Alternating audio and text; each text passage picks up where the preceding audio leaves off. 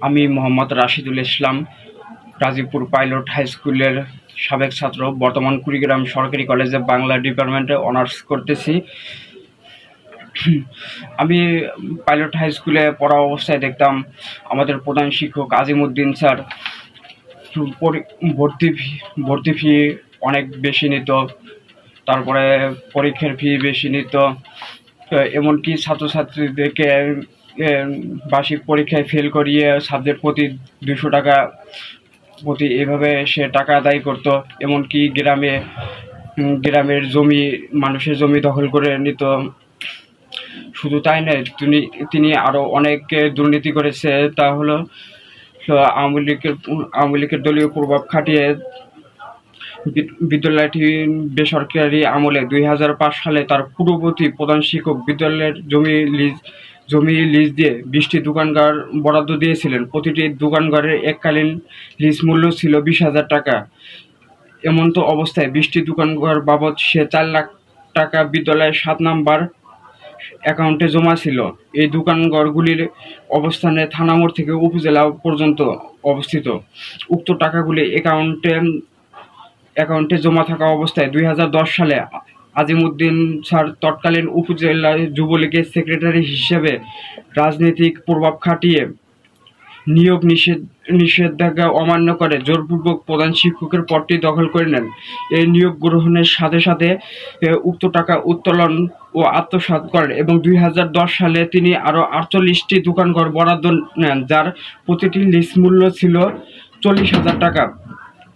এমতো অবস্থায় সে 48টি দোকানঘরের মোট লিজ মূল্য ছিল 19,20,000 টাকা, কিন্তু একটি টাকাও বিদ্যালয়ের অ্যাকাউন্টে জমা না দিয়ে তিনি সব টাকা আত্মসাৎ করেন।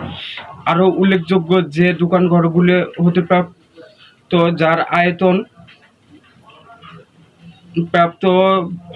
প্রাপ্ত ভাড়ার টাকা গত 2010 সাল থেকে তিনি আত্মসাৎ করে আসছেন। এছাড়া অত্র বিদ্যালয়ের একটি বড় পুকুর রয়েছে, যার আয়তন 3.5 একর। পুকুরটি লিজ দিয়েও প্রতি বছর 1.5 লাখ টাকা আয় হয়, যা তিনি অত্র বিদ্যালয়ের যোগদানের পর থেকে আত্মসাৎ করে আসছেন। কিন্তু অতীতে বিষয় হলো এই যে 2017 সালে বিদ্যালয়টি সরকারি গণ্যের নিম্নতে যখন শিক্ষা মন্ত্রণালয় বরাবর সকল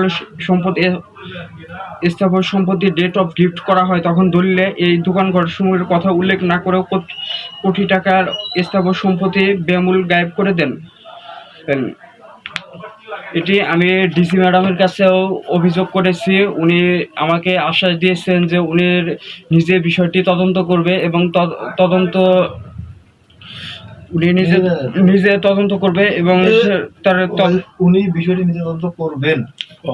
উনি বিষয়টি নিজে তদন্ত করবেন এবং তার সহযোগী হিসাবে তিনি আমাকে রেখেছেন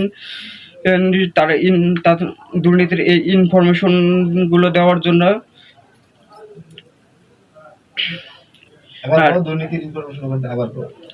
এই দুর্নীতির ইনফরমেশনগুলো দেওয়ার জন্য উনি আমাদের বর্তমান জেলা প্রশাসক মহোদয় নুসরাত সুলতানা, উনি সৎ এবং আদর্শমান অফিসার। উনি আরও বলেছেন যে এটা নিয়ে যদি তোমাকে কেউ কোনো দলীয় হুমকি বা কোনো হুমকি দিয়ে থাকে, সেটাও তুমি আমাকে জানাবা এবং জেলা প্রশাসনের পক্ষ থেকে তোমাকে সর্বোচ্চ সাপোর্ট দেওয়া হবে। আজিম স্যার এই দুর্নীতি ছাড়াও উনি নিয়োগ বাণিজ্যের কাজগুলো, চাকরির ক্ষেত্রে তদবিরের কাজগুলো উনি করতেন। আওয়ামী লীগের প্রভাব খাটিয়ে উনি আরও নানা ধরনের দুর্নীতি করছে। জেলা প্রশাসক মহোদয় আজিম স্যার এই বিষয়টি নিয়ে সঠিক তদন্ত করবেন এবং এই তদন্ত করা অবস্থায় তিনি আমাকে সাথে রাখবেন। উনি বলেছে যে তুমি তদন্ত যতগুলো ইনফরমেশন আছে তুমি সব ইনফরমেশন আমাকে দিবা এবং আমি তোমাকে সাথে নিয়েই তদন্ত করব এবং তোমার উপর যদি কোনো দলীয় প্রভাব বা কোনো ইফেক্ট পরে, কোনো হুমকি ধামকি আসে, তখন জেলা প্রশাসন থেকে তোমাকে সহযোগিতা করা হবে, যাতে তোমার উপর কোনো চাপ প্রয়োগ কেউ না করতে পারে। শুধু আজিম স্যারের দুর্নীতির সাম্রাজ্যকে ভেঙে ফেলার জন্যই আমাদের মতো ছাত্ররা মিছিল হিসেবে তৈরি হবে। শুধু আজিম স্যারের আরও যারা দুর্নীতিদের সাথে জড়িত তাদেরকে শাস্তি করতেই তাদের দুর্নীতি সাম্রাজ্য ভেঙে ফেলতে আমাদের মতো তো ছাত্ররা মিসাইল হয়ে তৈরি হবে।